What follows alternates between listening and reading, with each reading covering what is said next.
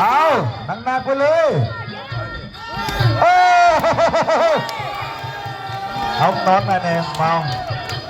นวดอ้าวนวดอ้าวคุณหมอนอนดีๆนอนดีๆเอาตีนยาวไว้เลย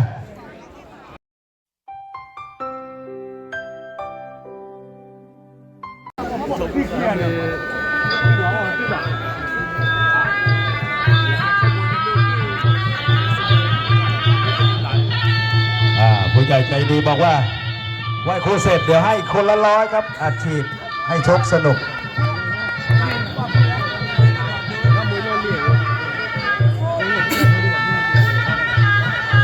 สิงโตควายแดงเน่นบุรีใกล้พบฝ่ายน้ำเงินไหว้ครูเสร็จแล้วพบกันมากันกลางเวทีก่อนฟังกติกามวยไทยนะครับอย่าไปใช้หัวครับผมนักมวยมารับเงินรางวัลอัดฉีดก่อนคนละ100นี่นะจากผู้ใหญ่ใจดีเนี่ยมาเร็วสิงโตมารับระวังบุหรี่ทิ่มตานักมวยโอ้อันนี้คนละ500นะอันนี้คนเดียวโอ้เสร็จโคศกครบนี่เห็นคนละซาวนี่น้ำใจกับนี่คนละ200ซาวละครับขอเสียใจดีครับเดี๋ยวนับฝ่ายน้ำเงินนี่ลูกสจนะสิงโตนะลูกสจนะ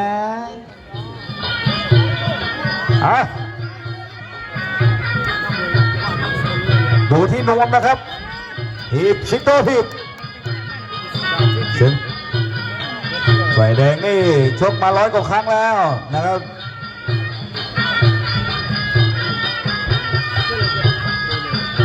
ฝ่ายแดงนี่อยู่นี่แม่อมกินักมวยเก่า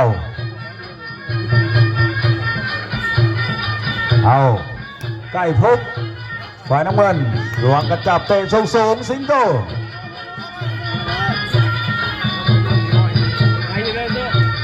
หุกขวาใกล้พบแข้งขวา1 ทีทีบหน้าแข้ง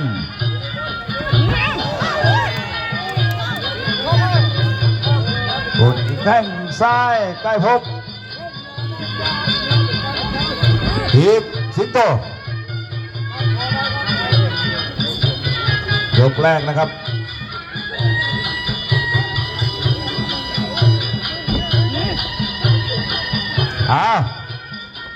ใต้ซ้ายขวาสิงโต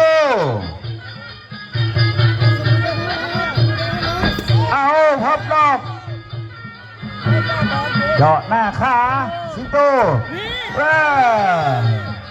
เตะตัดลากไม่ซ้ำดีมากอย่างงั้นใกล้พบจะเอา10,000 หรือ 20,000ใกล้พบ20,000ไม่ต้องเข้าบ้านโดดสอบโอ้โหสิงโตถ้าบุมีเจี๊ยกับผู้นอกหัววัดผู้นักขิงเอาสิงโตป่ะแข่งขวาไม่ถึง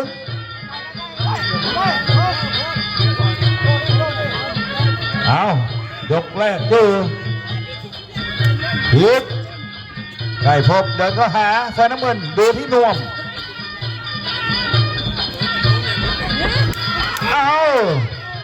ขวางหน้ามาตีใกล้พบตีทำอะไรกันไม่ถนัดกรรมการแยกมาเป็นยกที่1อยู่จะดูชัดดูเชิงกันอยู่นะครับจะเอายังไงแข่งซ้ายสิงโตขึ้น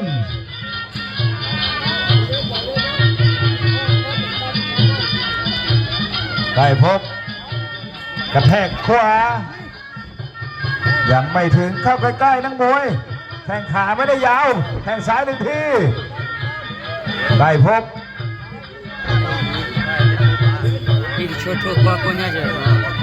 สิงโตยังไม่ออกอาวุธเท่าไหร่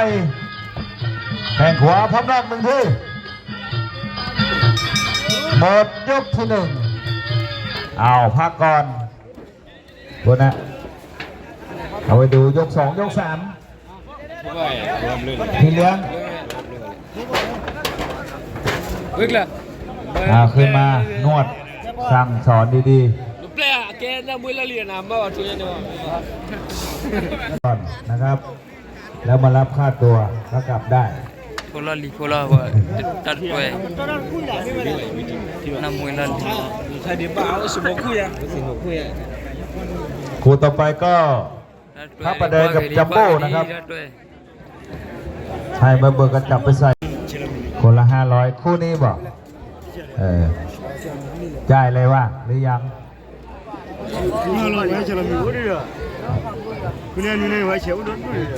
ต่อไปเป็นยกที่2นักมวยมารับเงินรางวัลกันเลยคนละ500ต้องชกกันให้สนุกนะจากผู้ใหญ่ใจดีครับขอเสียงตบมือหน่อยนะเจ๊ชกกันให้สนุกนะ500แล้วนะก่อนก็คนละ220นี่ก็720ค่าตัวเป็นคน20 บาทเอ้ามายก2แล้วนักมวยเต็มที่เลยมีเงินรางวัลอัดฉีดแล้วไก่พกฟ้าน้ำเงินสิงโตไฟแดงต่อยไม่โดนไก่พกต่อยซ้ายต่อยขวาสิงโตล็อกทำอะไรกันไม่ได้กรรมการแยกออกมายก2แล้วนะบอยอัดฉีด2ยกแล้วชกให้สนุก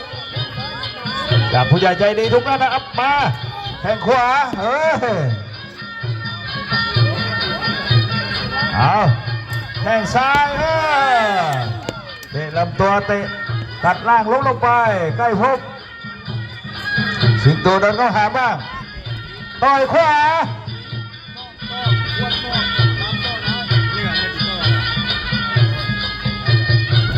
โอ้ยเก็บโดดปลายคางต่อยขวาใกล้พบตีเข่าตีตรงสูงระวังกระจับไม่เป็นไรโดนหักสะดุ้งหน่อยนึง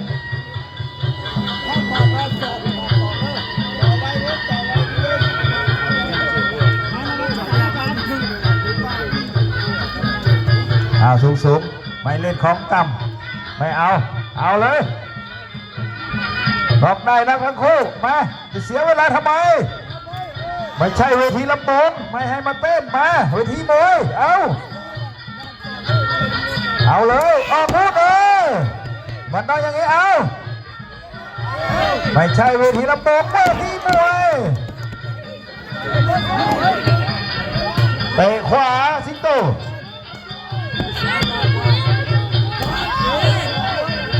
เข้าใกล้ๆ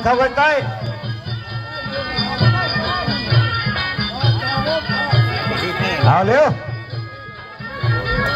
เตะขาพับใน1 ทีสิงโตคืนไก่พกเสียบเข่าโดนศอกของสิงโตทำการแยกมาเอาเร็ว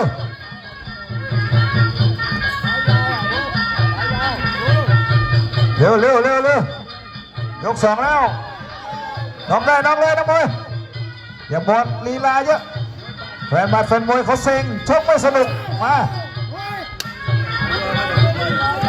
รางวัลอัดฉีดก็อัดฉีดไปแล้ว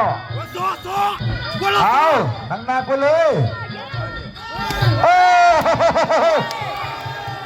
เอานอนมาเนี่ยเมานวดนวดคุณหมอนอนดีๆเอาตีนยาวไว้เลยเอานอนยาวดีๆใจโดนหมัดครับนอนยาวๆไว้ไม่เป็นไรฟื้นแล้วนวดขมับนวดต้นคอมันเมาครับเมาหมัดดีแล้วหัวไม่อันนี้มัน